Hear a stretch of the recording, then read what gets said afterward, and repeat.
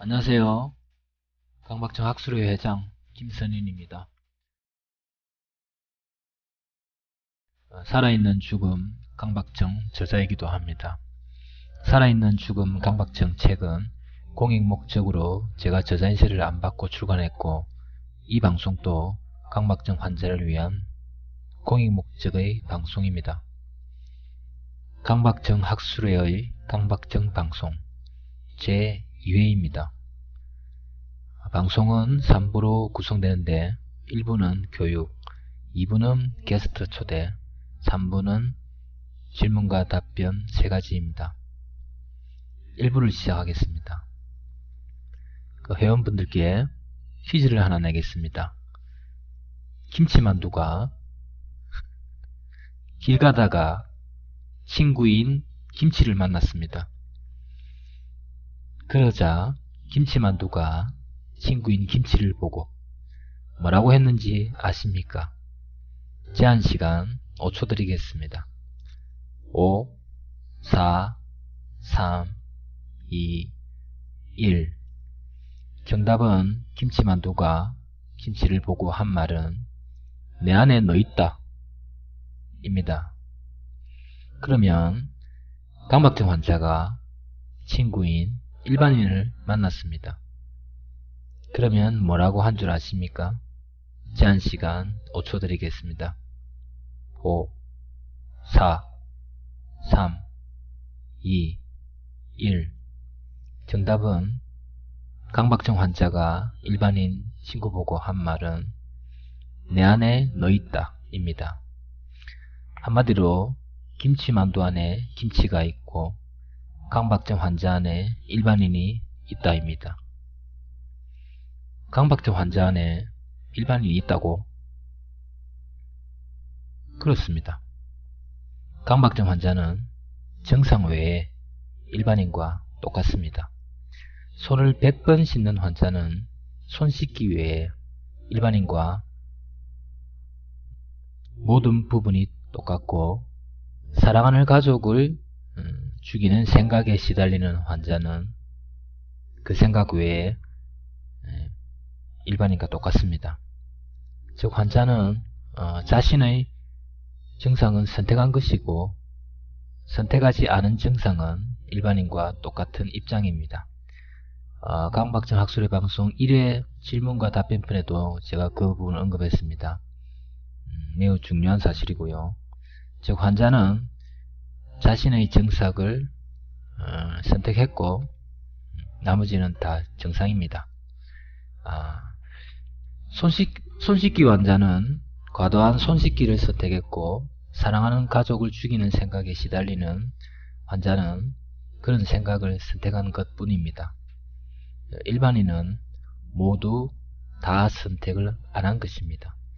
그래서 모임을 하면 식기 증상을 겪는 환자는 사랑하는 가족을 죽이는 생각에 시달리는 환자에 대해 일반인 입장이라서 객관적인 입장에서 말해줄 수 있습니다.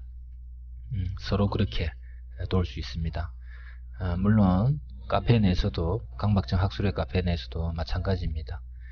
이렇게 강박증 환자에게 일반인이 있다는 사실, 즉 증상을 선택한 것 외에 나머지 모든 부분이 일반인과 같다. 그러니까 강박증 환자의 마음속에 증상을 선택한 것 외에 나머지 부분 모두가 일반인이 있다는 사실, 아주 중요합니다. 과거 우리나라 고려시대쯤 되는 서양의 중세시대 때까지만 해도 서양에서는 그 정신병 환자가 귀신이 씌어서 그렇다고 생각해서 화형을 시켜 불질러 죽여버렸습니다. 어처구니가 없죠. 그런데 그 시기에 정신병, 요즘 조현병이라고 하지요. 명칭을 바꾸었습니다. 근데 그 시기에 그 조현병 환자뿐 아니라 어처구니 없이 강박증 환자도 화형을 당했습니다.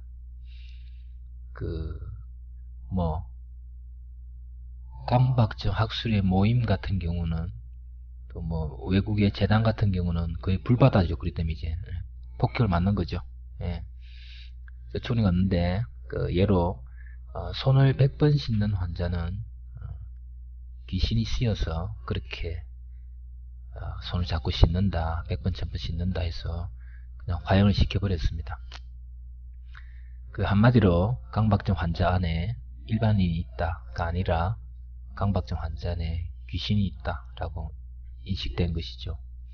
물론 현대사회에 오며 정말 터무니없는 얘기로 무시된 지 아주 오래되었습니다.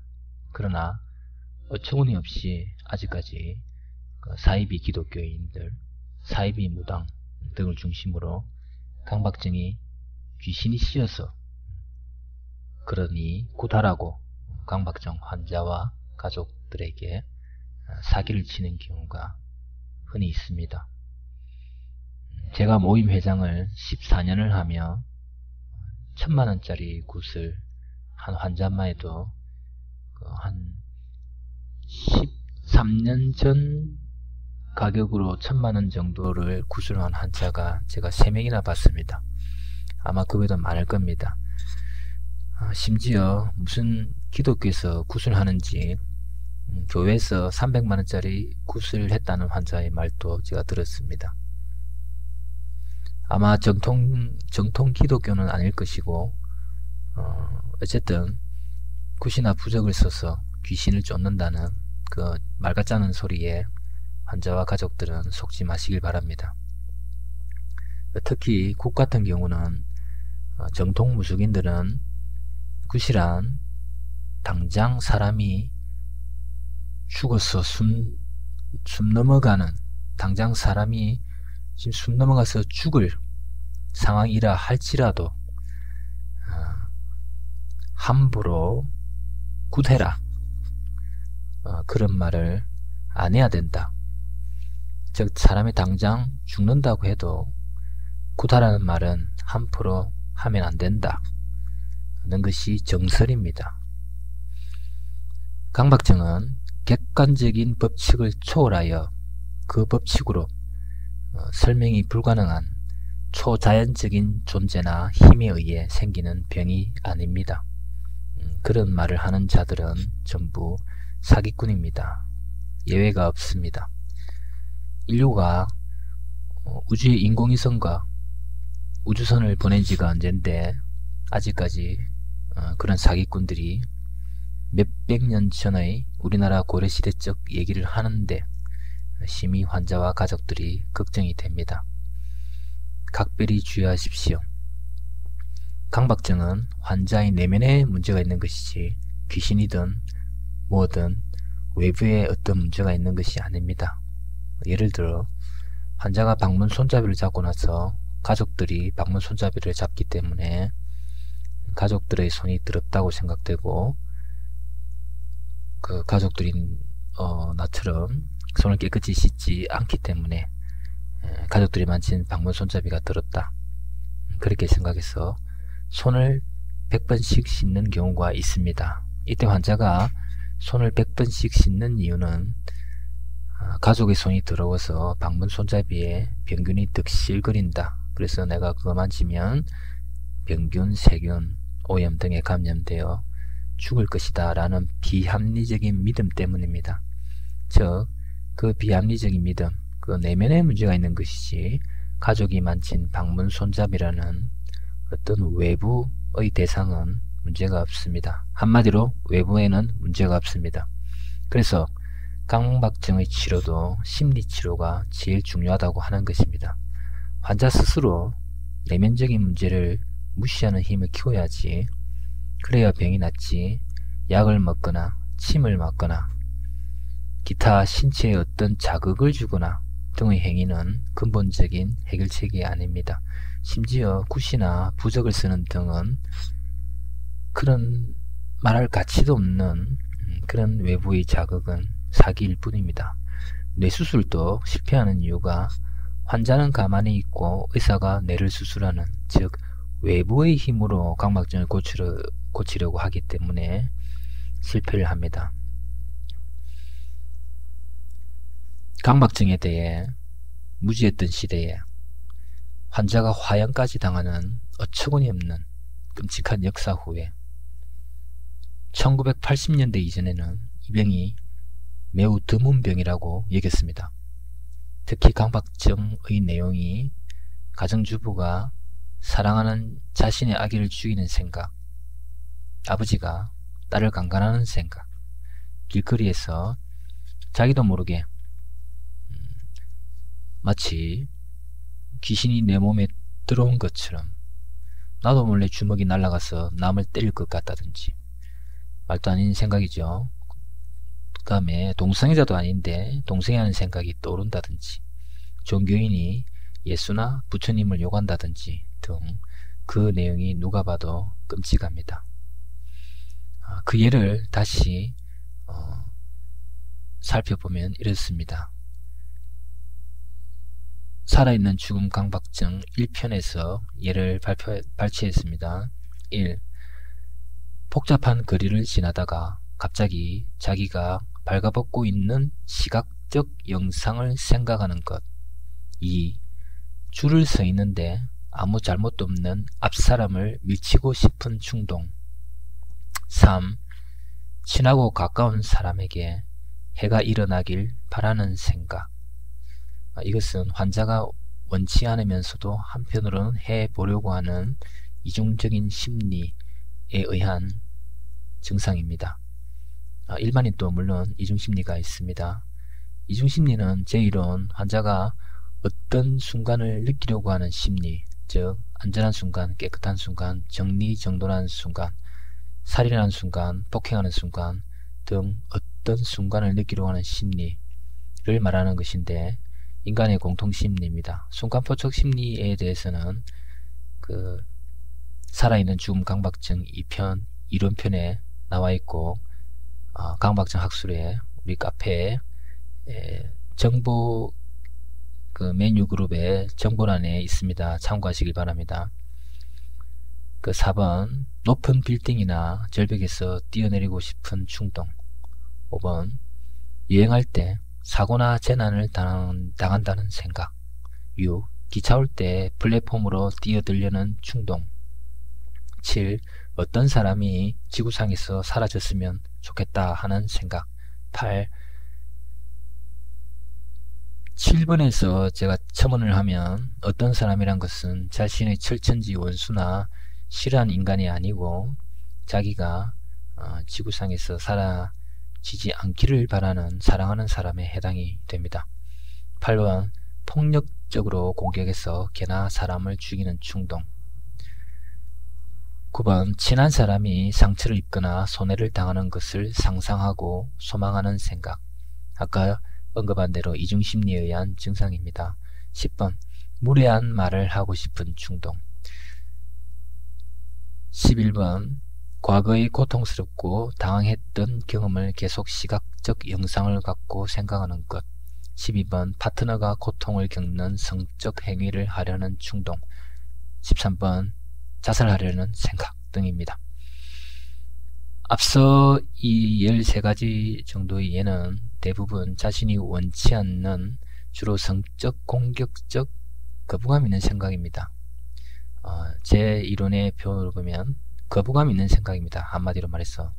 근데 기존에는 이런 것들이 성적 공격적인 생각, 살인, 폭행, 근친상간, 동성애 이런 생각들을 이런 거부감의 생각들을 강박적 충동 유형이라고 분류가 되었고, 부끄러운 생각, 또 부끄러운 행동을 하는, 길거리에서 발가벗고 춤을 춘다든지 이렇게 부끄러운 생각을 하는 것, 그 다음에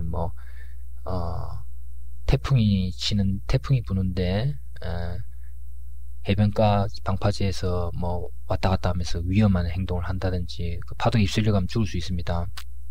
그게 위험이나 부끄러움, 자해, 자신의 신체에 어떤 위해를 가하는 행위, 위험, 부끄러움, 위험, 자해, 이런 것들을 내용으로 하는 증상은 이중심리에 의한 유형이라고 따로 구분을 해놨어요. 그러니까 아버지를 죽이고 딸 강간하고 남을 때리고 이런 것들은 아버지 죽이고 남을 때리고 강간하고 그 다음에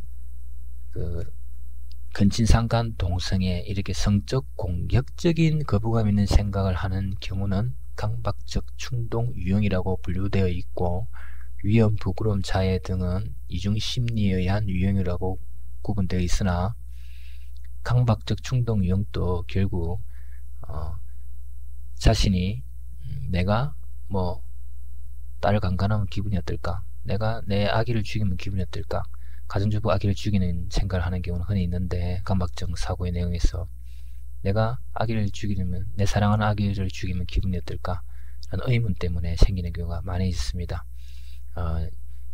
이미 그 설문을 통해서 입증이 되었지만, 그래서 이중심리 유형이나 강박적 충동 유형이나 결국 어떤 순간 포착 심리 때문에 생기는 경우가 많고, 그 강박적 충동 유형도 결국은 환자가 자기가 원하지 않지만 가정주부 아기를 죽이는 생각에 시달린다. 그럼 가정주부가 그 아기 죽이는 생각, 그 내용은 사실상 의미는 없고, 내용은 의미 없고 가정주부가 아기를 죽이면 기분이 어떨까라는 그런 호기심 때문에 원치 않지만 한편으로는 해보려고 해서 생각하는 것입니다. 다만 이중심리는 환자 자신의 이중적인 심리를 조금 알 수는 있으나, 강박적 충동 유형은 거의 모르기 때문에 외부에서 관찰하는 연구자 입장에서는 살인, 폭행, 가정주부 아기 죽이는 생각, 아버지가 딸을 강간하는 생각은 이중심리로 알기가 힘듭니다. 그래서 따로 구분해놨는데, 강박적 충동 유형, 살인, 폭행, 근친상간, 동성애 이런 것도 다 원래 이중심리 유형이라고 볼 수 있습니다. 그 카페나 그 책을 참고해 보시고요. 그래서 한마디로 강박증의 내용이 전술한 13가지 예처럼 강박증의 내용이 비도덕적, 반윤리적인 생각, 이렇게 또 다른 측면에서 보면 성적 공격적인 거부감 있는 생각, 그렇게 한마디로 제 편으로 거부감 있는 생각들이 많습니다. 과거 1980년대 이전에는 강박증에 대해 알기를 사랑하는 가족을 죽이고 동생의 생각에 시달리고 하는 그런 생각을 강박증 환자들만 하는 줄 알았습니다. 그래서 강박적 사고, 즉 살인, 폭행, 근친상가, 동성애 등 환자의 원치 않는 반복적 생각을 없애는 것이 치료의 목적이 되었죠. 그 상황에서 굿이나 부적하는 사기꾼들이 끼어들게 된 것입니다.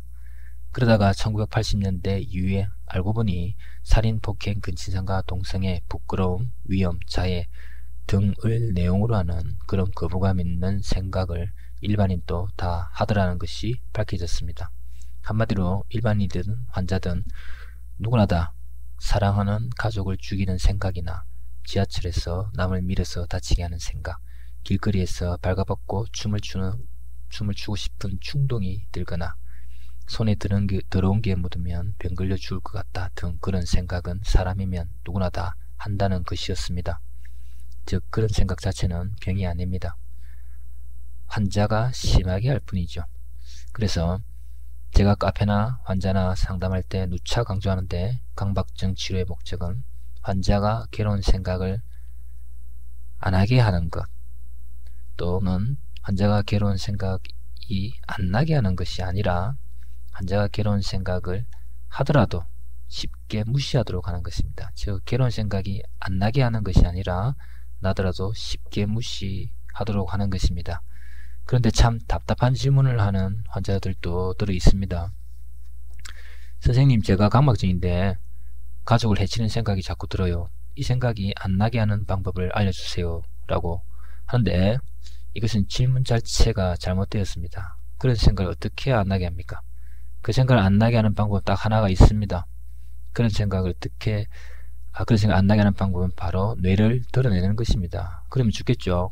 그래서 괴로운 생각은 간단히 뇌에서 나는 것인데, 좋은 생각도 뇌에서 나고 괴로운 생각도 뇌에서 나는 겁니다.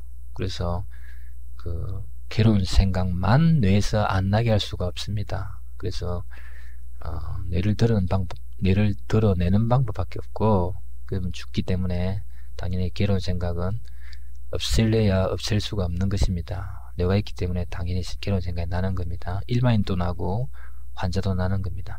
괴로운 생각이 뭐 뇌에서 난다고 해서 강박증이 뇌에 있다는 그런 뜻은 아닙니다. 강박증 원인은 아직 밝혀지지 않았습니다. 그리고 괴로운 생각은 없애는 것이 치료의 목적이 아닙니다. 그래서 어떤 경우에 환자뿐 아니라 의사조차도 환자의 괴로운 생각을 안 나게 하려고 하다가 치료에 실패하는 경우가 많습니다. 환자는 왜 계속 납니까? 이렇게 되는 거죠. 지금까지 말한 핵심 3가지 사항은 이렇습니다. 첫째, 강박증은 일반인의 연장선상에 있는 병입니다. 외국 논문을 보면 강박증이 일반인의 연장선상에 있는 병이 아닌가라고 적혀 있는데 일반인의 연장선상에 있는 병입니다.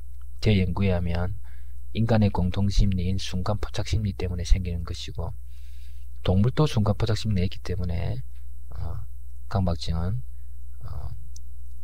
동물도 걸리는 것입니다. 그래서 강박증은 강박증은 일반인의 연장선상에 있는 병이고 그래서 치료의 목적이 환자를 과거에 온전한 100% 일반인 상태로 돌려보내는 것이죠. 목적이. 그래서 괴로운 생각을 쉽게 무시할 수 있도록 하는 것입니다. 그래서 강박증은 일반인의 연장선상에 있는 병입니다. 두 번째는 환자의 증상의 문제는 환자의 내면에 있는 것이고 외부에 있는 것이 아닙니다. 이런 점에서 볼 때 치료도 환자의 스스로 힘으로 강박증을 무시하는 것이 가장 중요합니다. 심리치료는 무시가 잘 되도록 환자 개개인의 가치관과 신념체계, 환자가 겪은 증상과 관련된 스트레스, 환자의 기질 등을 분석합니다. 그래서 무시가 잘 되도록, 다시 말하면 증상을 무시했을 때 겪은 불안과 불쾌감, 주로 이 2가지를 견딜 수 있도록 돕는 것입니다. 방금 말한 내용은 저의 임상 경험이나 연구를 토대로 말씀드린 것입니다. 그리고 심리치료 효과가 처음 나오기까지는 교과서상으로 환자가 의지가 강하다는 전제에 보통 6개월 정도가 걸립니다. 그래서 그 6개월 동안에 무시했을 때 환자들이 불안, 긴장, 두통, 심지어 발작 등을 겪을 수 있기 때문에, 물론 다 그런 건 아닙니다. 심한 경우는 그렇게 겪을 수 있기 때문에 환자의 증상이 심한 경우는 그런 것을 겪을 수 있기 때문에 약을 먹음으로써 약을 통해서 조금이나마 줄여주는 그런 보조적인 역할을 하는 것이죠. 그래서 약은 보조적인 역할을 합니다. 그런 경우로. 그래서 약이 본질적으로 환자를 치료하는 그런 역할을 하는 것은 아닙니다. 셋째, 강박증 치료의 목적은 괴로운 생각이 안 나게 하는 것이 아니라 나더라도 쉽게 무시할 수 있도록 하는 것입니다. 왜냐하면 왜 그러면은 강박증 치료 목적이 쉽게 무시할 수 있는 것이냐? 그건 간단합니다. 일반인이 괴로운 생각을 무시하는 방법으로 벗어나기 때문입니다. 일반인은 손에 더러운 게 묻으면 방모순자를 잡고 문득 오늘 내 어린 동생이 저 밖에서 흙장난하고 왔는데 손이 더럽다. 이거 혹시 병 걸려 죽는 거 아니야? 뭐 이런 생각 일반인 다 하죠. 그러나 일반인은 무시를 합니다. 그러나 환자는 그런 생각할 때 손을 100번 씻음으로써 해결하죠. 그래서 일반인 하는 방법이 무시이기 때문에 일반인 방법대로 따라가는 겁니다. 일반인이 하는 대로 따르면 무조건 강박증 낫게 되어 있습니다. 그런데 일반인 환자는 일반인과 달리 그런 무시가 잘 안되니까 쉽게 될 수 있도록 하는 것입니다. 이상 3가지 사항을 참고하십시오.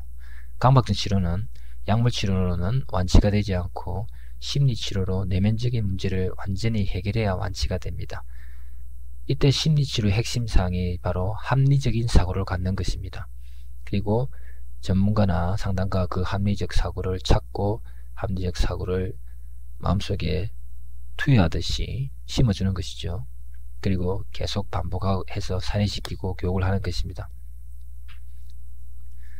약물치료와 치료에서 가장 이상적인 것은 약물치료와 심리치료를 병행해야 가장 이상적이지만 증상이 그리 심하지 않으면 약물치료를 하지 않고 심리치료만으로도 호전과 완치가 가능합니다. 외국의 연구에 하면 환자가 치료를 받으면 40%가 즉 환자가 약물치료, 심리치료 이렇게 병행해서 받으면 40%가 호전이 되고 40% 중에 14%가 완치가 됩니다. 근데 이 연구는 20년 전쯤의 연구이기 때문에 지금은 약도 잘 나오고 나름대로 연구도 많이 되었기 때문에 강박증이 훨씬 호전율과 완치율이 높을 것입니다.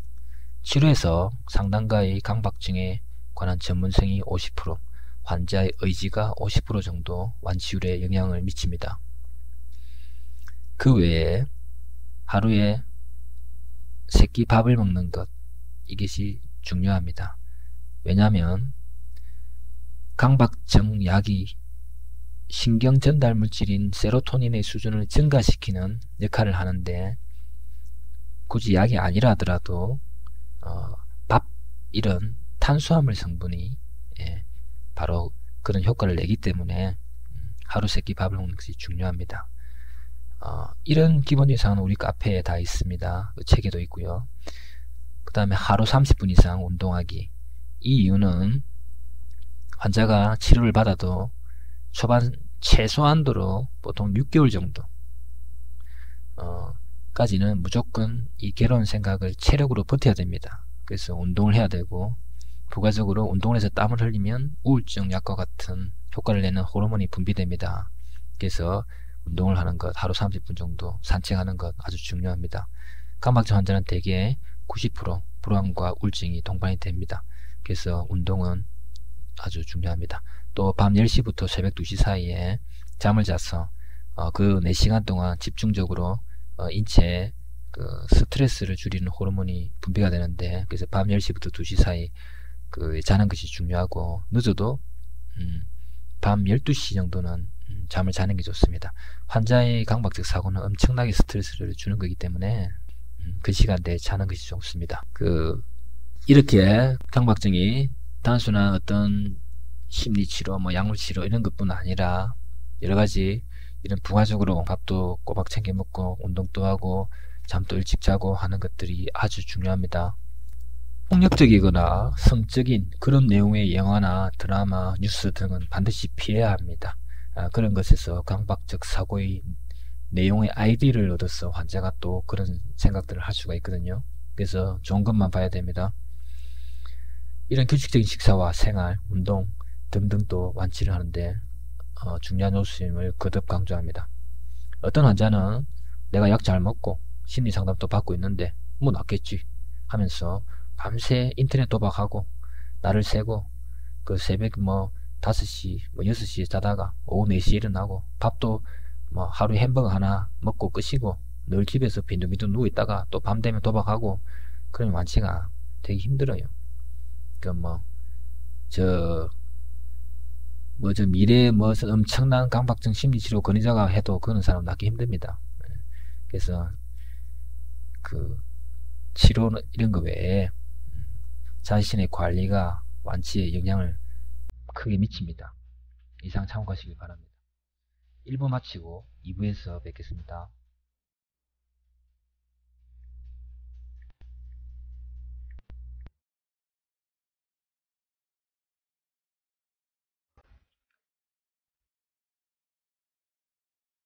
강박증 방송 2부입니다.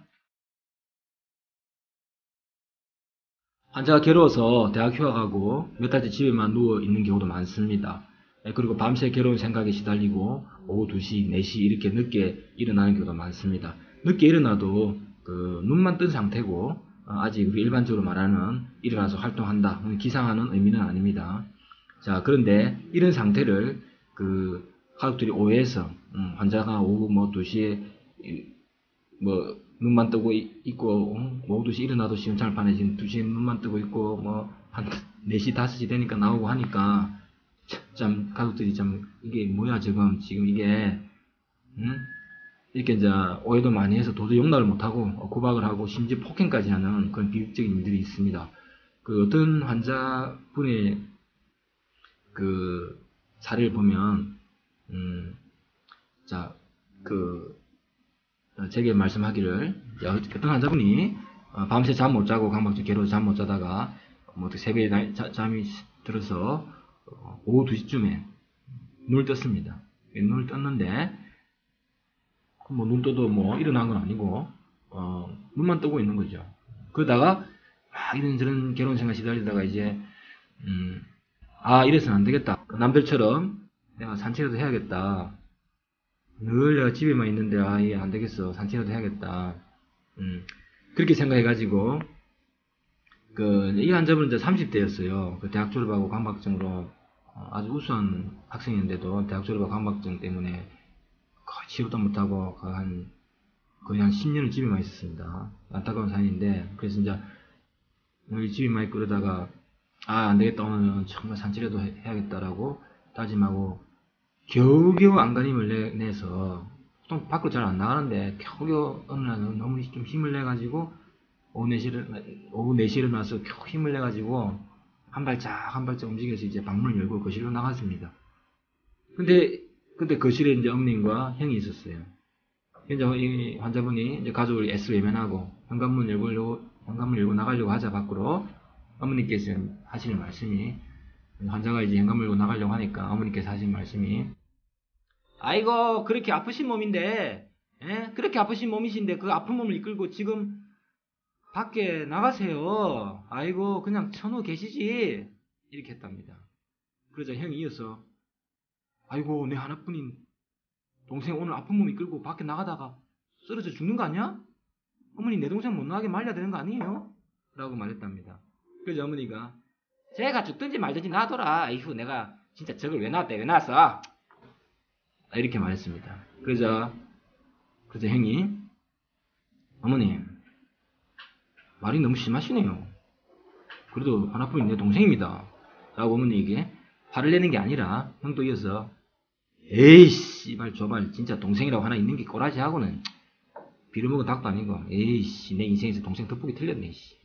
그렇게 두 분 다 막말을 했다고 합니다. 이건 뭐 동화 콩쥐 팥쥐에서 친어머니를 잃은 착한 콩쥐가 계모하고 계모 딸 팥쥐한테 구박받고 사는 것도 아니고, 친어머니와 친형한테, 그것도 암처럼 고통받는 강박증 환자가 정말 이렇게 어처구니 없는 상황이 드물지 않게 있습니다. 만약 암 환자였다면 이런 상황은 나올 수가 없습니다.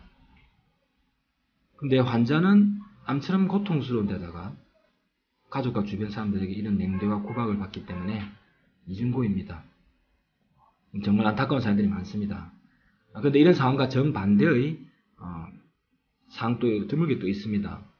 예를 들어서 환자가 강박증으로 대학을 휴학했는데 나중에 상황이 강박증과 전혀 관계없이 밤늦게 게임하고 새벽 4시, 5시에 자고 오후 4시에 일어납니다. 몇 달째 이러고 있으니 부모님이 화가 나서 야단치면은 너 왜 이렇게 늦게 일어나냐, 도대체 오후 진짜 4시라는 게 뭐냐 도대체, 나도 다 열심히 공부하고 진짜 자기 좀 열심히 사는데 뭐냐 라고 야단치면은 환자가 강박증 때문에 그런 거예요 라고 자신의 게으름을 강박증에 뒤집어 씌워서 변명하는 경우도 있습니다. 그러다 부모님 바보가 아니거든요. 부모님이 처음에 그거 미안하다 하다가 가만히 보니까 저거는 강박증하고 관계없는 것 같은데 아무리 봐도, 그래서 나중에 늦게 일어나는 환자에게 막 야단치면 환자가 강박증 때문이야 라고 소리치면 부모님이 그건 강박증과 관계없잖아, 다 알고 있어 라고 소리쳤다고 합니다. 그래서 환자는 말 한마디도 못하고 에이 들켰네 하는 식으로 아무 말도 못하다는 그런 일화도 있습니다. 환자분 우리 후배이기도 한데 제가 선배로서 하는 말인데, 이용할 게 없어서 강박증을 이용합니까? 그건 아니죠. 이렇게 환자가 정말 강박증 때문에 괴로워서 늦게 일어나는 건지, 아니면 강박증과 관계없이 늦게 일어나고 게으른데 강박증 때문이라고 핑계 대는 건지, 이 역시 부모님도 강박증에 대해 정확히 알아야겠죠. 간단히 강박증 환자의 90% 정도는 우울증과 불안을 겪습니다. 하기 싫은 생각을 몇 달, 몇 년째 하는데 당연히 우울하죠. 그런데 그 못지않게 증상으로 인한 긴장, 불안 때문에 불면증도 많이 옵니다. 제가 이 많은 환자들을 보니까 이 우울증과 불안 이 두 개가 거의 1, 2를 다투고요. 3위가 거의 불면증이 대부분 옵니다. 그래서 밤새 깨어나서 잠 못 자는 경우도 있죠. 마치 일반인이 무슨 걱정이 있었어. 아버지가 아들이 가출해서 집에 안 들어온다. 밤새 잠 못 자겠죠. 그런 것처럼 환자도 어떤 괴로운 생각과 이런 것 때문에 잠을 못 자기도 합니다. 그런데 환자가 정상으로 인해서 불면증이 있거나 또는 증상 자체가 불면증과 관련된 경우, 이런 두 가지가 아닌 경우는 간단히 늦게 일어나는 경우는 게으름 때문이죠. 그래서 어쨌든 부모님이 일반인이니까 일반인의 이런 무지를 깨우치고 이 환자의 상태를 정확히 파악하는 데 도움을 드리고자 이 강박증 이해 돕고자 이 방송을 하고 있기도 합니다. 자, 이분은 게스트를 모시겠습니다. 오늘 게스트는 제 대학 후배인 사업가 유정우 씨입니다. 제가 1997년부터 비전공자로서 아무런 현실적 대가가 없는 상태에서 제가 강박증 경험해봤기 때문에 단 한 명의 환자라도 돕겠다는 마음으로 제가 강박증 연구했습니다. 그러다 2000년경에 봉사자로서 단체와 강박증 단체와 모임 회장까지 같이 맡으면서 또 책 집필과 환자 돕는 것이 아주 큰 괴로움이 있었습니다. 제가 개인적으로 연구해서 책을 통해서 환자한테 공개해서 도움을 주려고 했는데 그 과정에 회장도 맡고 하면서 굉장히 어려운 일들이 너무너무 많았습니다. 그런 상황에서 저를 묵묵히 지켜보고 응원해준 아주 유일한 그런 아주 고마운 후배였습니다. 제 대학 후배이자 살아있는 죽음 강박증 책 발간에 큰 공을 한 분입니다. 사석이 아니기에 존칭을 쓰겠습니다. 유정우님 반갑습니다. 네, 반갑습니다. 지금 제저서 살아있는 죽음 강박증 책이 14년째 스테디셀러로 많은 환자들에게 도움을 주고 있습니다. 제 책은 공익 목적으로 출간했기 때문에 저자 인세는 받지 않습니다. 제 책은 전국 서점에서도 판매 중이고 전국 구시립 도서관 및 대학 도서관에도 있습니다. 도서관에 있는 것은 초판 1세인데 현재 초판 3세와 거의 같습니다. 혹시 제 책 보셨습니까? 그럼요, 읽어봤죠. 제가 타이핑을 많이 해줬습니다. 네, 그럼 그때 강박증이라는 병이 뭔지 알고 저를 도와주셨나요? 그건 시점이 책 타이핑할 당시보다 한참 후의 이야기입니다. 회장님이 대학 1학년 때인 1997년도였고요. 회장님이 쪽대본처럼 자필로 쓴 걸 제게 워드 쳐라고 하면 제가 워드를 쳤었죠. 그 분량이 제가 기억하기로는 상당히 많았습니다. 강박증을 아십니까? 네, 알고 있습니다. 어떻게 알고 계십니까? 요즘 언론 매체나 인터넷 등에서 많이 소개되어 있어서요. 접할 기회가 많이 있습니다. 그럼 강박증을 어떤 병으로 이해하고 있죠? 강박증은 생각에 집착해서 그 생각을 떨쳐버릴 수 없는 괴로움이라고 생각을 합니다. 어떻게 그렇게 알게 되었죠?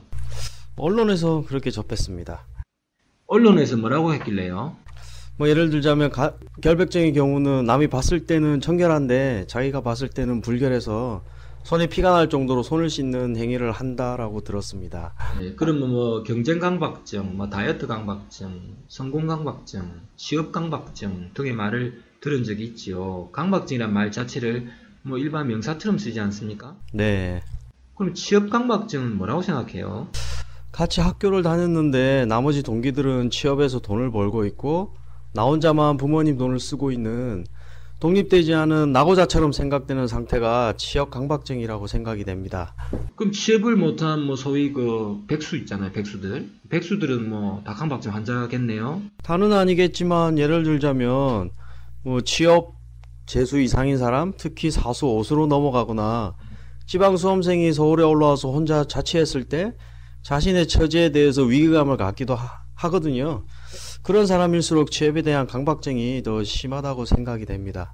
그럼 결국 그런 취업 사수 5수쯤 되면 결론적으로 강박증 환자란 말입니까? 환자까지는 모르겠지만 강박증 증세는 있다고 봅니다. 어느 부분이 증세죠? 예를 들면 눈을 떴을 때 오늘 하루 또 어떻게 돈을 쓰고 취업 준비를 해야 하는데 또 그렇게 노력을 해야 하지만 과연 취업이 될까라는 생각들로 매일 하게 되는 경우요. 네. 그러면 그 생각들은 취업에 대한 걱정이라고 할 수 있겠네요? 네, 맞습니다. 그러면 걱정과 강박증은 결국 비슷한 건데 취업 재수생이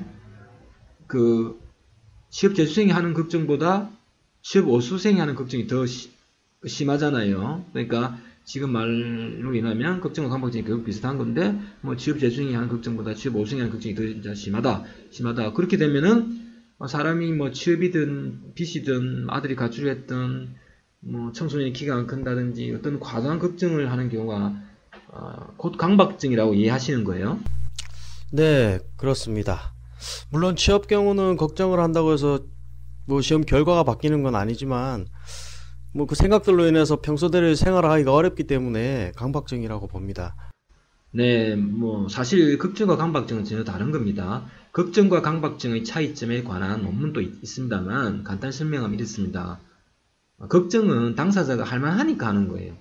반면 강박증은 환자가, 즉 당사자가 할 필요가 없는데도 불구하고 계속 하는 거죠. 예를 들어서 아버지가 고1 아들이 실제 가출을 해서 한 달 동안 집에 안 들어오고 있었습니다.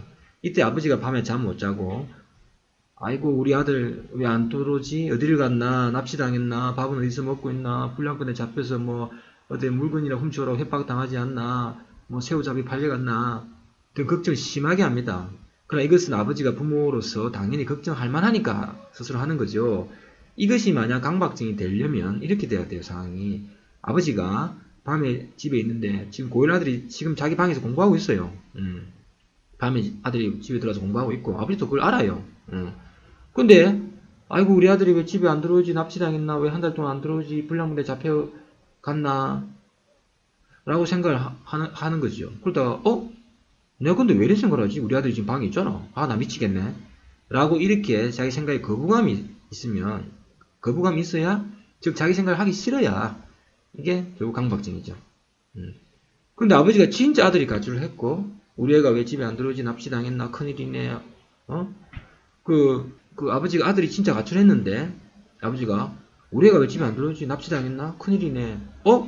내가 이래 생각을 하지? 우리 아들 가출하든지 말든지 뭐 납치당해 죽든지 말든지 내가 무슨 상관인데 아, 나 이래 생각이 싫어 라고 생각하는 아버지는 없죠. 그래서 아버지가 아들이 가출해서 걱정하는 것은 아무리 과도하게 걱정을 해도 강박증이 아닙니다. 당사자가 그런 생각을 할 필요가 있다고 해서 걱정하는 거기 때문에 이런 걱정 아무리 심하게도 강박증이 아닙니다.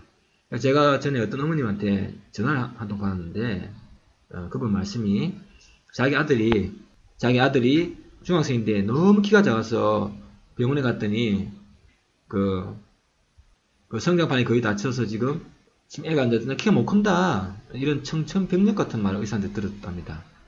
그래서 걱정이 돼서 지금 밤새도록 울고보고 지금 했대요. 얘가 이제 중학생인데 키도 안 그래도 작은데 더 이상 키가 안 큰다는 거죠. 그래서 이제 성장판이 다치다 소리 듣고 너무 어머니가 괴로워서 밤새 울고보고 하면서 지금 거의 그렇게 몇 달째 하다가 병원에 가서 신경안정제를 처방받고 복용도 하면서 그래서 석 달 동안 지금 잠을 제대로 못 자고 있었습니다. 그래서 제게 강박증이라며 상담 요청을 했는데요. 근데 그건 강박증이 아닙니다. 당연히 부모로서 아들이 키가 안 크니까 걱정을 하는 것이죠. 그러니 어머님 하는 말씀이 아니 선생님 우리 아들이 지금 키가 안 커서 난장이로 놀림받을 수도 있고 걱정이 돼 죽겠는데 이런 생각이 지금 반복적으로 나요. 아들이 자꾸 놀림받는 생각이 자꾸 나고 그래서 난장이로 놀림받는 생각이 자꾸 나고 지금 미치겠는데 괴로운 생각이 반복적으로 나니까 선생님 책 보니까 강박증 하던데요? 라고 묻더거든요. 그래서 제가 어머니 그런 말씀드렸어요. 어머님 저기 괴로운 생각이 반복되는 것이 강박증이 아니라 원치 않는 괴로운 생각이 즉 원치 않는 생각이 괴로운 생각이죠. 원치 않는 생각이 반복적으로 돼야 강박증입니다. 어머님은 아들이 키가 안 크는 생각을 하면 내가 왜 이런 쓸데없는 걱정을 하지? 응? 그런 생각 하십니까? 라고 물어보니 어머님이 아니 선생님 내 새끼 키가 안 커서 걱정하는 거야. 부모로서 당연한 거지.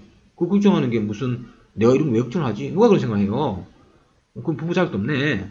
라고 말씀하셨죠. 그래서 이제 제가 그분께 그랬죠. 그렇죠 어머니.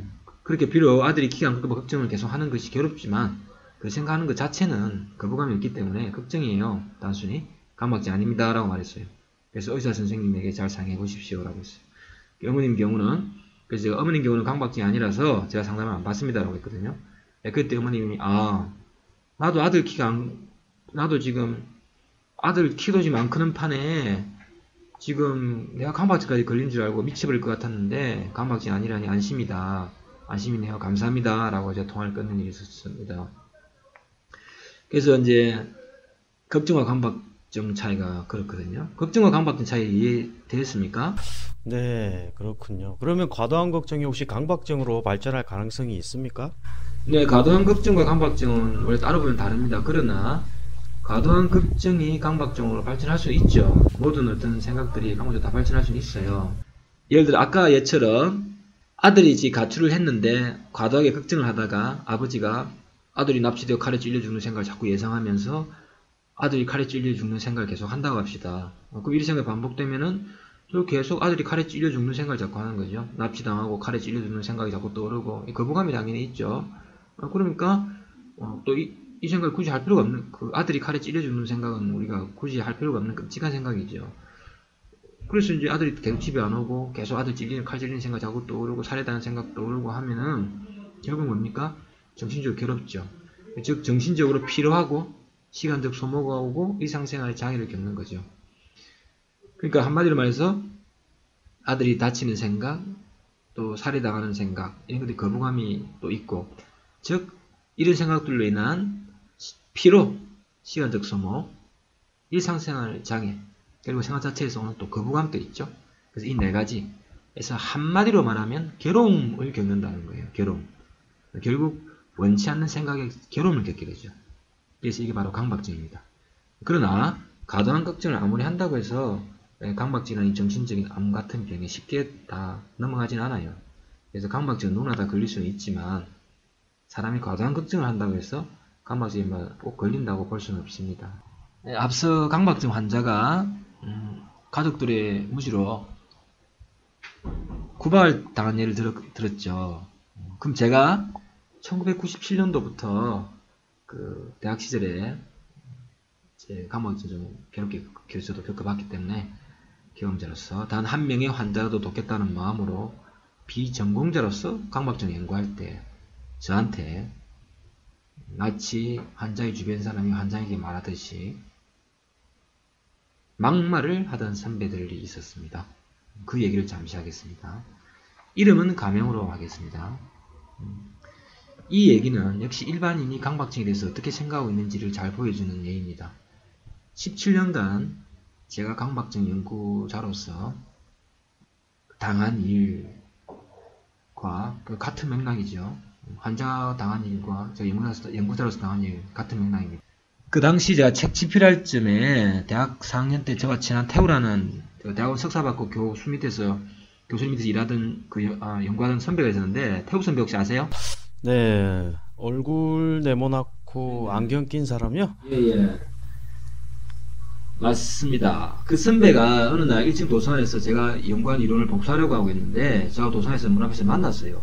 그 바로 옆에 저하고 역시 좀 친했는 그 선배가 있었는데, 나이는 좀 어렸지만 저한테 선배였던 민보라는 학생이 있었어요. 민보. 근데 그 태우 선배가 제게 니 뭘 그리 4년 동안 열심히 연구하는데? 라고 묻길래 제가 강박증이라는 병을 연구하고 있습니다. 라고 했죠. 그 선배와 강박증 연구한다고? 왜? 라고 하더군요. 그래서 제가 여긴 왜요? 강박증 얼마나 괴로운 병인데 우리나라에 환자들이 100만 명이나 있습니다. 손을 100번 접어짓고 합선을 괴로운 생각 시달립니다 했죠. 그러니까 그 선배가 근데 네가 그걸 왜 연구하냐고 라고 하더군요. 그래서 내가 경험을 해봐서 고통 아니까 연구하는 거 아닙니까? 하니까 기가 찬 표정을 짓더군요. 그러면서 그래서 네가 연구를 어떻게 하는데? 하길래 제가 강박증 원인에 대한 연구를 하고 있습니다. 라고 했죠. 그러니까 그 선배가 강박증 원인에 대한 연구한다고? 그럼 네가 천재가 되어야지. 니 천재가 되어야 해. 네가 천재냐? 뭐에서 이걸 창조한다고? 라고 해서 제가 그걸 해봐야 알죠. 라고 했습니다. 네, 그래서 그 선배가 제가 그거 해봐야 알죠. 라고 했더니 선배가 제게 뭐라는 줄 아세요? 뭐라고 했습니까? 선배가 그건 현실성이 없어. 네가 그 연구해서 환자 도우면 네가 뭘 얻는데? 네가 취업을 할 수 있나 돈을 버나? 아무런 현실성이 없잖아. 라고 하더군요. 제가 이까지는 이해했어요. 이게 이해했거든요.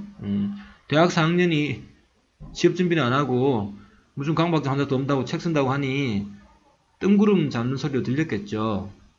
그러니까 그 선배 하는 말이 네가 대학 4년 동안 학과 MT를 한 번도 간 적 없고 선후배들과 술자리 한 적도 없고 한 번도 한 적 없고 주장창 도서관에서 밤새도록 강박증이니 뭐니 그런 거 연구하고 앉아 있는데 그런 거 연구했는데 그러면서 니는 무슨 강박증 환자를 위해 연구한다고 하며 연구 끝난 후에 뭐 책을 써서 환자를 돕겠다 그 현실성 없다 라고 했죠. 이까지 제가 이해했어요. 근데 드디어 이 선배가 넘지 못할 선을 넘더군요. 이 선배가 제게 도서관 밖을 나가면서 한마디 하고 나가거든요. 이것은 제 강박증 연구 17년 인생에 지금도 잊지 못할 치욕적인 말입니다. 이건 제 개인의 치욕을 떠나서 현재 뭐 인류가 176년 동안 강박증을 연구하고 있는데 이미 고인이 된 연구자부터 전 세계 현재 연구자에 이르기까지 전 세계의 많은 동서고금의 연구자들에게 정말 강박증 연구 일생을 바치고 연구한 사람들이 외국에도 많은데 이런 사람들한테 또 모욕감을 주는 말입니다. 어쩌면 그 한마디가 일반인이 강박증 환자를 바라보는 무지의 극치를 보이는 말입니다. 뭐라고 했는지 아십니까? 뭐라고 했습니까? 그 선배가 이런 말을 했어요. 나는 네가 강박증 연구해서 강박증 책 쓰는 것보다 차라리 여자를 꼬시는 방법을 연구해서 여자 꼬시는 방법을 책으로 쓰는 게 더 사회에 유익할 것이라고 생각한다. 그러더군요. 한마디로 개무시의 극치를 보이는 개막말을 했죠. 저한테. 그래서 안 그래도 제가 도산에서 밤늦게 들어오고 밤 12시까지 연구하면 또 수위가 노골적으로 지금 연구된 상황이 어떠냐면 제가 밤 12시까지 도산에서 연구하면 도산에 밤 12시에 문 닫았거든요. 근데 11시 반쯤 되면 다 학생 다 나오고 아무도 없어요. 그러니까 수위는 밤 12시에 문 닫는데 밤 11시 반에 학생 다 나오고 딱 저 혼자 있으니까 노골적으로 저를 째려보는 거예요. 멀리서. 마치 니만 좀 나가면 내가 퇴근인데 제발 좀 퇴근 좀 하자. 집에 좀 가세요. 빨리 좀. 뭐 이렇게 째려보는 거예요. 노골적으로. 야, 내 정말 그 눈빛 잊을 수 없다 지금까지. 그래서 그렇게 수위까지 내 연구를 방해하고 심지어는 제가 거기 대학교 2학년쯤 되는가? 우리가 재학 중인 학교가 제가 재학 중인 학교가 의대도 없고 심리학과도 없는 학교였어요. 근데 대학 1학년 때 도산에서 그 주당창 책상 앞에 크다란 그 빨간색 최신 임상 전신의학이라는 책이 있어요. 그거 꽂아놓고 막 공부하고 있으니까 대학 2학년쯤 되니까 그 신고가 들어오고 누가 신고를 했나봐요. 그래서 뭐 의대생이 와서 자리 찾아 공부하고 있다고 그 시험 기간인데 뭐 그런 식으로. 그래서 수위가 저한테 와서 빨리 나가라는 식으로 자기는 이미 알고 있죠. 우리 학교 학생 아니라는 거를. 그런 식으로 알고 있었겠죠. 그래서 학생증을 보자면서 막 날 쫓아내려고 하는 거예요. 그래서 제가 학생증을 보여줬죠. 그러니까 난 수학학생입니다 했더니 갑자기 수위하고 그 신고한 학생이 둘이 뻥 찌가지고 서로 쳐다보고 말하지 있다가 가는 거예요. 그게 어이없는 일이었거든요. 그렇게 제가 거의 4년 동안 연구를 한 저한테 이 선배가 지금 대학 4학년 도산 일진에 만나서 완전히 정말 진짜 울고 싶은 뺨을 때립니다. 지금 완전히 이거는. 예? 그래서 저한테 한다는 소리가 강박증 색술 바에야 가장 내가 친했고 내가 믿었던 선배가 4학년 때 위로는 못해줄만 게 인간 한다는 소리가 야 니 그거 강박증 책 쓸 바에야 여자 꼬시는 거 연구해서 여자 꼬시는 방법이라 책이라 써라. 응? 여자 꼬시는 방법을 책으로 쓰는 게 그게 이 사회를 더 위하는 길이야 라고 막말을 했죠. 네. 제가 너무 어이가 없어갖고 충격받았어요. 근데 연타로 또 여기서 끝이 아니야. 그 옆에 있는 저보다 나이 어린 민보한테 제가 물어봤거든요. 근데 얘가 평소에 굉장히 똑똑하고 지근을 서슴지 않게 했어요. 나는 얘가 태우한테 선배 말지 너무 지나치네요. 진짜 정 열심히 한데 그래도 근데 이럴 줄 알았어. 근데 얘 또 가만히 있더라고요. 아무 말 안 하고. 그래서 내가 물어봤어요. 니도 그렇게 생각하나? 라고 했더니 태우 하는 말이 예, 저도 그렇게 생각하죠. 이러더라고요. 나도 태우 선배 말에 동감입니다. 라고 하는 거예요. 그래서 둘이 서로 얼굴 쳐다보면 킥킥거리면서 이 대역적들이 그냥 킥거리면서 도산 밖으로 나가는 겁니다. 난 너무 상처를 받았죠. 그래서 제가 대학 4년 동안 청춘을 바치며 밤낮으로 강박증 연구하고 4년 동안 단 하루도 연구를 쉰 적이 없어요. 심지어 추석 때도 제가 대학 학교 도산 갔거든요. 빈교실 찾아서 연구하니까 그때 어느 해 추석인가 어떤 교수로 보이는 분이 추석 때 제가 빈교실에서 연구하고 있으니까 어떤 교수로 보이는 분이 빈교실로 자기가 뭔 일로 왔는지 모르지만 학교로 빈교실에 들어왔는데 갑자기 내가 사람이 있으니까 놀래가지고 저를 쓱 보니까 연구하고 있거든요. 그러니까 놀라더니 단표정으로 저를 보면서 이렇게 나간 적이 있었어요. 그래서 그런 일도 있었고 어쨌든 저는 나름대로 가치 있는 일이라 생각해서 한돈 넣는 게 책 쓰고 연구하는 게 그래서 연구를 했는데 이 선배들이 정말 둘이나 여자 꼬시는 거나 연구해라. 그거 연구해서 책이나 써라. 그 말 정말 충격과 슬픔에 빠졌고 얼굴 상실했죠. 제 책 이름이 지금은 살아있는 죽음 강박증인데 이 당시만 해도 제 책 이름이 살아있는 죽음과 함께하는 사람들이었어요. 저 강박증과 함께하는 가족 또 환자 이런 사람들 또는 연구자 이런 사람들 위해서 제가 책 이름을 그렇게 지었어요. 그래서 졸업 후에는 제가 2년 뒤 출간할 때 그러다 이제 졸업 후에 2년 뒤 출간할 때는 그냥 간단히 책 이름을 살아있는 죽음 강박증이라고 바꿨거든요. 그래서 제가 그때 나와서 둘을 잡고 그 막말하던 선배 둘을 잡고 내가 쓰는 책 이름이 살아있는 죽음과 함께하는 사람들이다. 왜 그런 제목인지 아느냐라고 따지고 싶었어요. 근데 뭐 조금 아이고 내가 말해도 뭐 못 알아듣겠지 해서 제가 그냥 참았는데, 이게 강박증 불모지인 이 우리나라의 현실입니다. 그리고 제가 그것도 그때 인정했고 속으로 감내했습니다. 그래서 제가 그날 참 마음이 참담해서 제가 그날 오후에 그런 일을 겪고 제가 그날 저녁에 도산 또 역시 연구하다가 문득 휴게실로 갔더니 유정우님이 있었어요. 그래서 제가 유정우님이 이런 말 했죠. 정우야, 내가 강박증 책 쓰려고 하는데 낮에 태호와 윤보 선배가 내보고 차라리 여자 꼬시는 방법 연구해서 여자 꼬시는 방법을 책이나 쓰라 고 하더라. 아, 누가 내 마음을 알겠나 라고 했죠. 기억이 납니까? 2000년 가을이었좀 됐죠. 네, 기억납니다. 그때 정우님이 저한테 한마디를 해주셨어요. 그 한마디 덕분에 살아있는 중 강박증 책이 발간되었다고 해도 과언이 아닙니다. 그때 2000년 가을이었고 그 한 초겨울쯤 됐을 겁니다. 그리고 2002년 12월 15일에 책이 발간되었는데, 정우님이 그때 그 한마디가 아니었다면 아마 한참 후인 책은 2002년 12월이 아니라 2010년에 나올 수도 있고 아니 못 나올 수도 있었을 겁니다. 그 한마디는 제가 연구자로서 책 발간뿐 아니라 제가 2001년 강박증 단체 회장 및 강박증 모임 회장을 하면서 악질적인 강퇴자들과 법적으로 싸우며 주변에서 왜 그런 아무 덕도 없는 회장을 맡아서 이 고생을 하느냐 말을 할 때 또 큰 힘이 되었죠. 그때 제가 무슨 말을 했는지 기억하세요? 네, 기억납니다. 제가 그때 정우야, 낮에 태우 선배하고 민보가 내보고 강박증 연구하고 책 쓰는 것보다 여자 꼬시는 방법 연구하고 책 쓰는 게 더 사회를 위하는 길이다 라고 할 때 유정우님이 제게 한마디 하셨죠? 제게 무슨 말 하셨지요? 예, 그때 그 말을 듣고 제가 형님은 아름다운 젊은이입니다 라고 했어요. 네. 그때 왜 그런 말을 했죠? 그 선배, 특히 태호라는 선배는 지금은 뭐 학교 교사가 되어 있는 걸로 알고 있고요. 뭐 지금 자신의 일을 하면서 뭐 아주 찌든 삶을 뭐 살아가고 있을 거라고 생각을 해요. 근데 과거에 회장님과의 그 당시에 대화를 그 선배가 다시 떠올려 본다면 그 당시 회장님의 모습을 굉장히 부러워하고 스스로를 좀 부끄럽게 생각하고 반성하고 있을 거라고 생각을 무슨 합니다. 반성을 할까요? 사람은 누구나 다 하고 싶은 일이 있고 꿈이 있고 야망이 있는데 회장님은 환자를 돕겠다는 꿈을 향해 달려갔고 그 선배는 그냥 좋은 데 취직해서 막연하게 좋은 곳, 항상 일반적으로 대학 졸업한 사람들처럼 막연하게 좋은 직장 생각하고 거기에 맞춘 스펙 뭐 그런 생각들만 하지, 뭐 그렇게 말한 그 선배도 분명 본인이 하고 싶은 일은 있었을 거예요. 본인은 그걸 하지 못했고 형님은 그걸 한 거죠. 그게 왜 아름다운 것이냐면 학생들은 일반적으로 학교에서 뭐 취직이죠. 돈? 왜 스펙을 쌓느냐 하면 조금 더 돈을 더 주는 직장을 가기 위해서 좋은 대학교를 가고 또 거기에 맞는 스펙을 쌓기 위해 노력을 하죠. 학생들에게는 이제 그게 전부니까.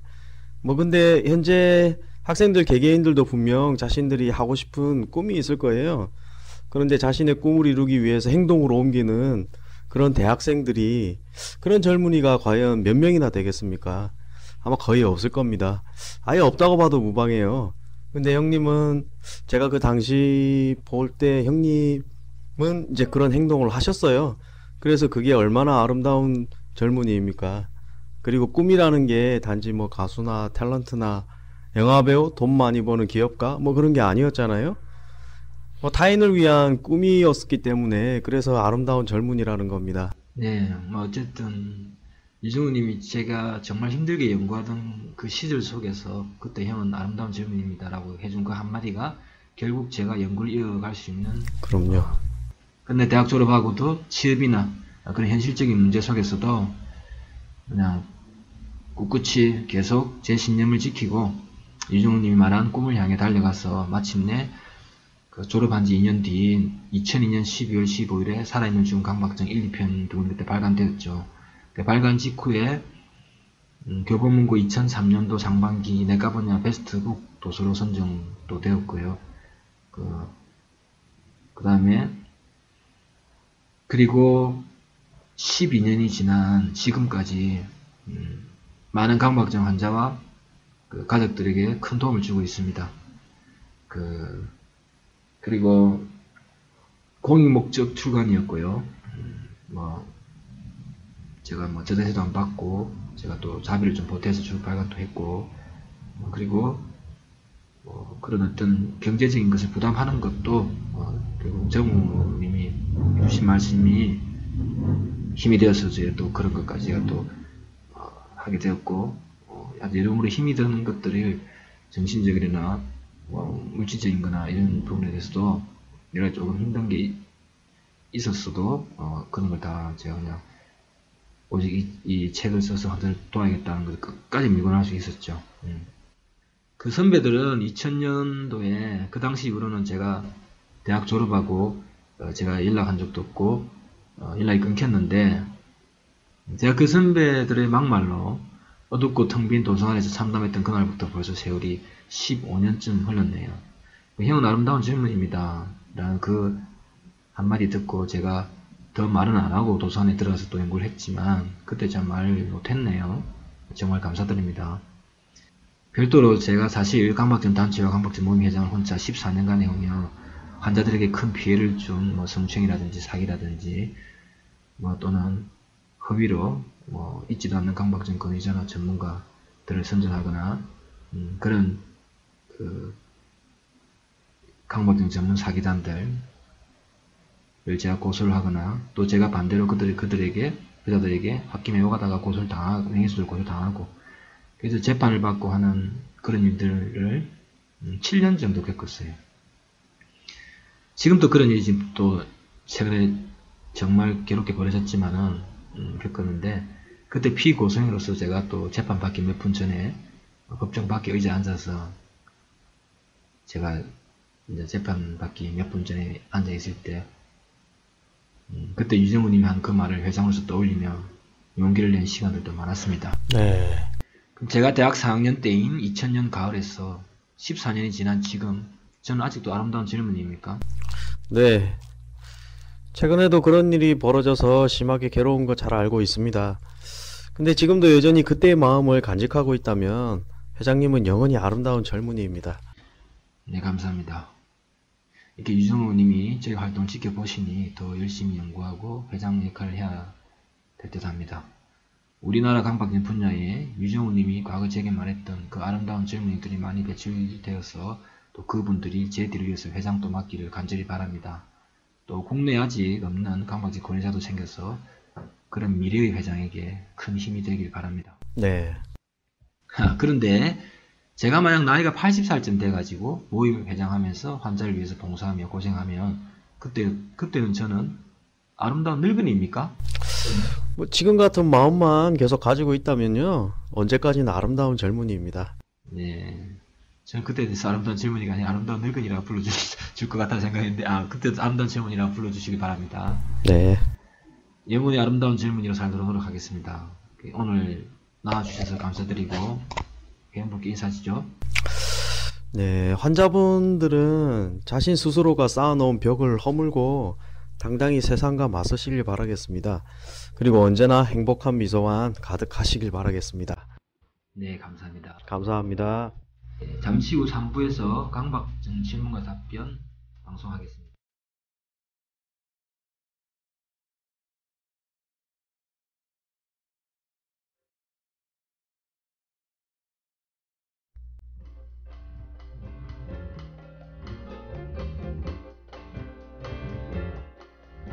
예, 3부입니다. 3부는 질문과 답변 시간입니다. 시간 관계상 질문과 답변은 지난 2달간 환자 회원들의 여러 질문 중 중복되는 3가지만 뽑았습니다. 제가 직접 읽고 답변을 하겠습니다. 1. 선생님께서 강박증 치료의 목적은 결혼 생각이 안 나게 하는 것이 아니라 결혼 생각이 나는 것은 정상이다. 그래서 결혼 생각이 나더라도 쉽게 무시할 수 있도록 하는 것이다 라고 하셨어요. 그런데 완치되면 일반인처럼 결혼 생각이 안 나기도 하는데 그런 치료의 목적은 결혼 생각이 안 나게 하는 것이 아닙니까? 또 일반인도 환자처럼 결혼 생각을 한다고 하셨는데 왜 완치되면 환자가 일반인처럼 결혼 생각을 안 하게 된다고 하지요? 보정과 완치, 치료 목적의 정확한 개념을 알려주세요. 답변하겠습니다. 네, 치유적 사고는 한마디로 제 표현상 거부감 있는 생각입니다. 더 정확히 말하면 치유적 사고란 것은 일시적인 거부감 있는 생각입니다. 근친상간 살인, 동성애, 폭행 등 일시적으로 누구나 다 하는 그런 거부감 있는 생각이죠. 그래서 이런 일시적인 거부감 있는 생각, 즉 치입적 사고는 사람이면 누구나 다 하는 것입니다. 제 이론상 어떤 순간을 느끼려고 하는 심리, 순간포착 심리 때문에 누구나 다 하는 것입니다. 그런데 일시적인 거부감 있는 생각, 치입적 사고가 어떤 집착이나 의문, 불안 등에 의해서 계속 지속이 되면은 결국 지속적인 거부감 있는 생각이 됩니다. 그것이 간단히 강박적 사고입니다. 어쨌든 괴로운 생각은 누구나 다 하는 것이죠. 사람이 옛날 애인과 첫 키스 하던 좋은 생각도 할 수 있고 불량백에 두들겨 맞은 안 좋은 생각도 할 수가 있는 거죠. 그래서 일단 강박적 치료 목적은 말한 대로 괴로운 생각이 안 나게 하는 것이 아니라 나더라도 쉽게 무시할 수 있도록 하는 것입니다. 아까 1번에서 설명한 대로요. 그런데 그렇게 하다 보면은 괴로운 생각을 자꾸 무시하는 것을 습관화시키면 점점 무시가 쉽게 됩니다. 또 원래 강박증 증상은 환자가 선택한 것이기 때문에 점점 무시가 잘 되고 하면 그 선택한 것도 이제 무의식적으로 더 선택을 하지 않게 됩니다. 아예 신경조차 안 쓰고 사는 것이죠. 즉 그런 생각을 안 하게 됩니다. 예를 들면 자동차 사고를 당하는 생각에 매일 출근길에 차를 보며 겁을 내고 멀리서 보이는 차도차 자기를 치일까봐 불안해하고 그렇게 주변을 두리번 그리며 출근을 하는 환자가 있다고 합시다. 그 환자가 약도 먹고 심리상담도 받으면서 점점 자동차 사고 당하는 생각을 무시하고 그 무시가 점점 잘 된다고 합시다. 그러면 그 상태가 몇 달 이상 꾸준히 계속되면 어느덧 출근할 때 일반인처럼 자동차에 대해 거의 신경을 안 쓰게 됩니다. 그리고 문득 그냥 회사에 출근한 후에 내가 오늘 출근할 때 길에서 두리번 거리면서 자동차를 신경 안 썼네? 두리번 거리면서 자동차 신경 쓰는 그런 생각이나 행동을 안 했다 이러겠죠. 그래서 정상적인 자신을 발견할 때가 있습니다. 그게 환자가 괴로운 생각이 그렇게 안 날 때도 있다는 거죠. 근데 그것은 치료의 결과입니다. 즉 치료의 목적이 아니라 치료의 결과입니다.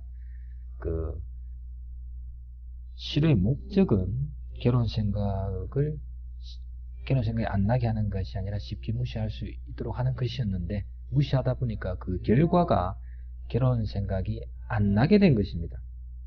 근데 여기서 안 난다는 것도 말 그대로 100% 안 난다는 것이 아니라 1년에 한 번, 10년에 한 번, 30년에 한 번 이렇게 난다는 것이고 사실 그것은 우리가 일상적으로 말하기를 그런 생각은 아예 안 난다. 그 10년에 한 번, 20년에 한 번 하는 생각은 한 번 하는 것으로도 볼 수 없기 때문에 아예 안 하는 것이다 라고 표현하죠.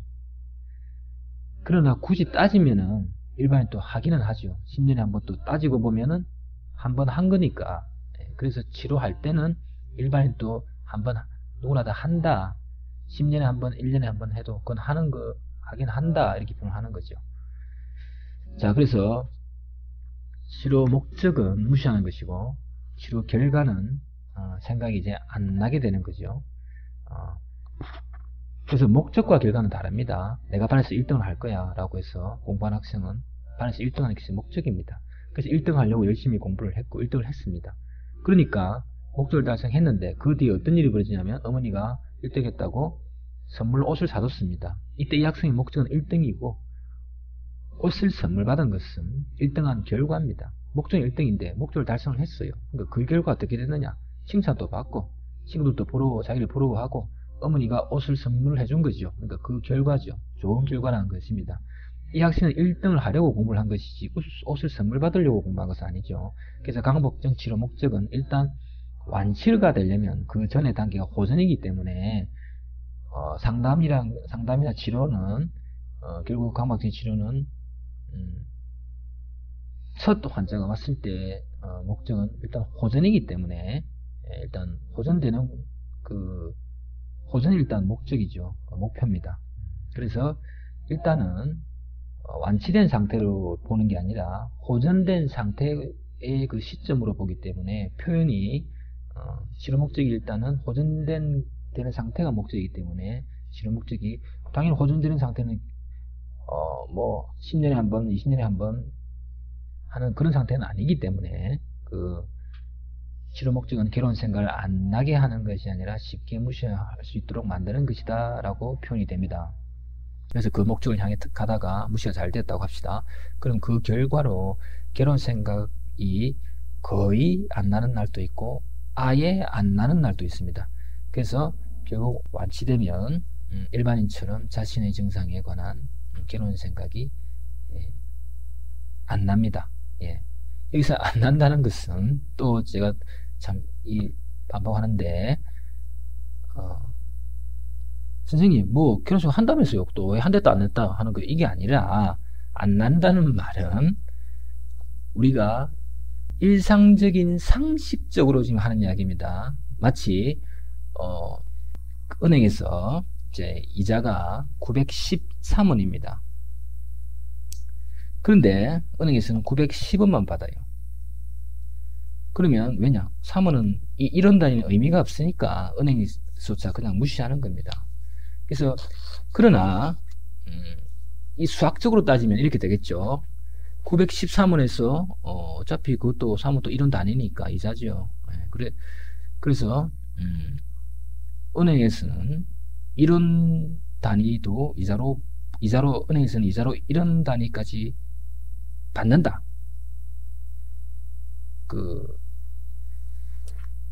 다시 말하면 은행에서 이자는 이런 단위까지 계산한다라고 표현을 이제 할 수도 있겠죠. 그러나 은행에서는 913원이면 910원만 받기 때문에 사실상 은행에서는 이런 단위까지 이자 계산 안 한다고 사실 우리가 현실적으로는 그렇게 표현이 되겠죠. 키가 얼마입니까? 키가 170이에요 하면 그 사람 진짜 키가 170입니까? 그건 아니거든요. 수학적으로 근사값입니다. 170.1일 수도 있고 120.2일 수도 있고 그래요. 나이가 몇 살이요 하면 24살입니다 하면 그 사람 진짜 24살입니까? 지금 10월달이고 뭐 예를 들어서 지금 11월달이고 1월달이 생일이면은 24살 10개월이고 그 다음에 27일이 뭐 3시간 이렇게 표현할 때요. 나이가 몇 살인데 뭐 24세 10개월이고 뭐 3일 24개월 10개월 3일 2시간 3분 2초인데요. 그 사람은 이상한 인간이다 하고 다 그런 소리 듣겠죠. 그래서 지금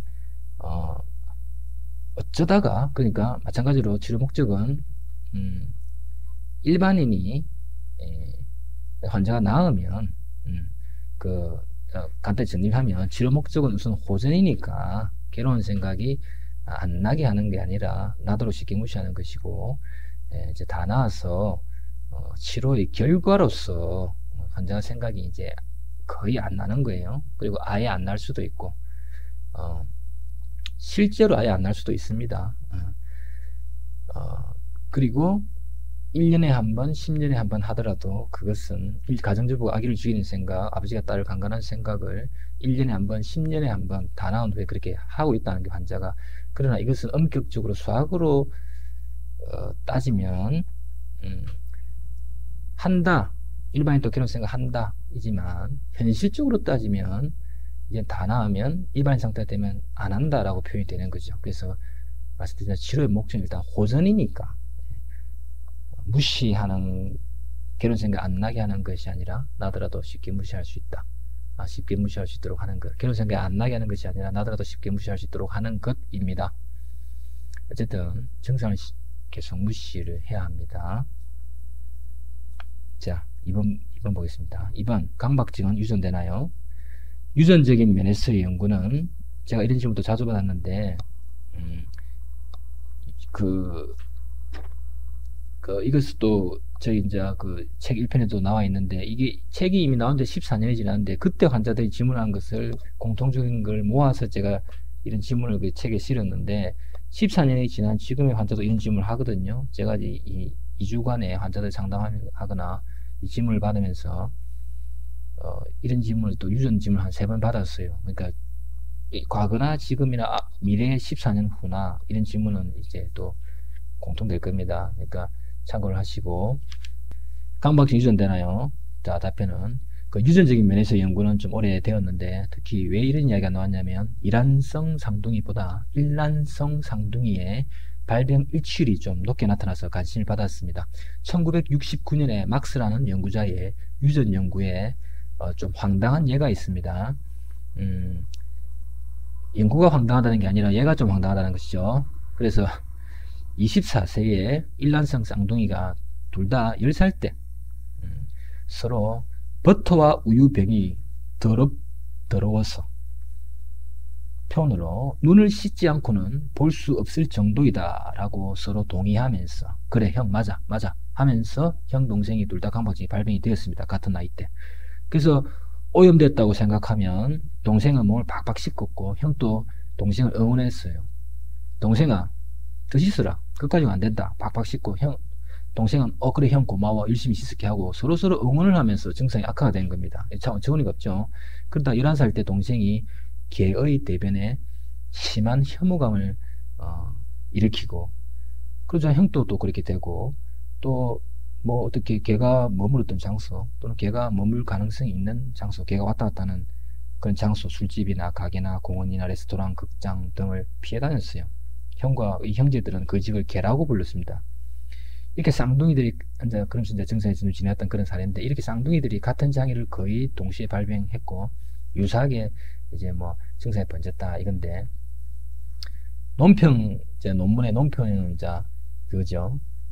뭐 그러나 그렇다고 해서 사실 우연히 요건 이제 뭐 제가 표현이지만 또 제 소견으로도 당연히 전혀 모르는 같은 또래 20살 환자가 같은 뭐 식기 증상이 있고 발병을 언제 했어요? 뭐 똑같이 15살 때 발병되는데요 라고 할 수 있고 뭐 증상도 뭐 저는 뭐 개를 좀 더러워서 싫어해요.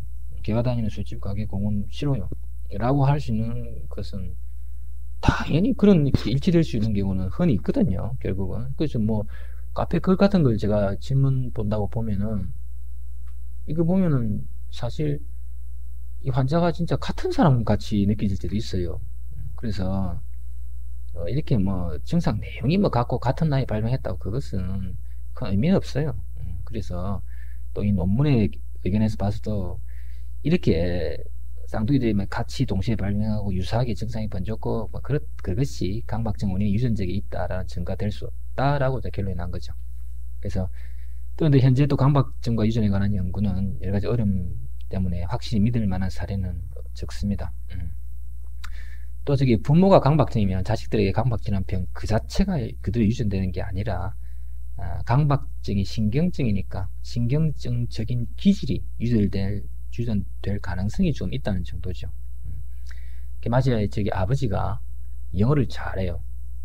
대한민국에서 영어를 제일 잘하는 무슨 교수입니다.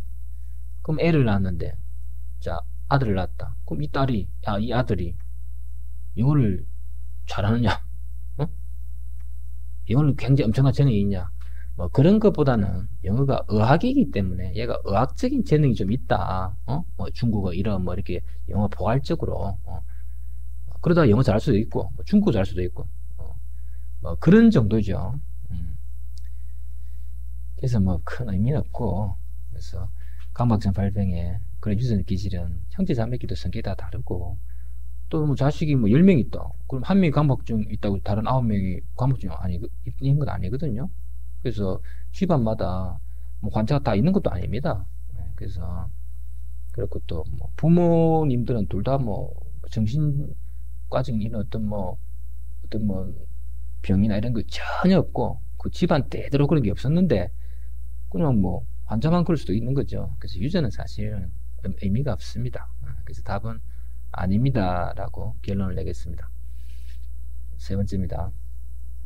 가족과 친구 등 주변 사람들이 강박증에 대해서 너무 모르고 네가 의지가 약해서 그렇다. 바쁘면 잡생각 안 한다 등으로 그런 말 하는 게 너무 화가 납니다. 어떻게 하면 될까요? 이거 뭐 제가 우리 지하철에서 우리 모임이나 이런 데서 나가서 홍보라도 해야 되는 거 아닐까요? 자, 답변하겠습니다. 강박증 환자분들은 일반인 심지어 가족들조차 강박증에 대해서 무지하고 아까 서두에 제가 예를 들었듯이 일을 못해서 괴롭게 하거나 화가 나게 하는 경우가 있는데 한마디로 그런 경우를 겪는다면 그저 그러려니 하고 생각하고 넘기십시오. 대중 매체에서 경쟁 강박증, 다이어트 강박증 등등 떠들어대고 있고 강박증이 인류에게 있는 3만 가지 병 중에 하나일 뿐입니다. 또 사람들은 다 자기만의 고민과 걱정이 있거든요. 그런 점을 다 감안해서 보면 일반인이 잘 알지도 못하고 이해하기도 어려운 강박증을 이해할 이유는 없습니다. 또 강박증 환자 본인도 보십시오. 강박증 환자 본인이 다른 사람이 앓고 있는 병, 당뇨나 암이나 간경화라든지 여러가지 질병이나 청년 실업 문제, 독거노인 문제, 가정폭력 문제, 치매 노인 문제, 환경오염 문제, 외국인 노동자 인권 문제 등 그런 사회 문제에 과연 관심이 있습니까? 일반인도 마찬가지입니다. 한마디로 자기 문제는 자기가 알아서 해결해야 합니다. 그래서 적극적인 환자 본인의 투병이 가장 중요하고 이 사회가 일반인이 친구가 가족이 이해를 못한다. 그런 거에 대해서 화나고 분노하고 그렇게 노여워하고 할 필요는 없습니다. 그것보다 더 중요한 것은 그런 외부의 그런 사람들은 말했다시피 다 자기만의 고민과 자기만의 인생의 어떤 짐이 있어요.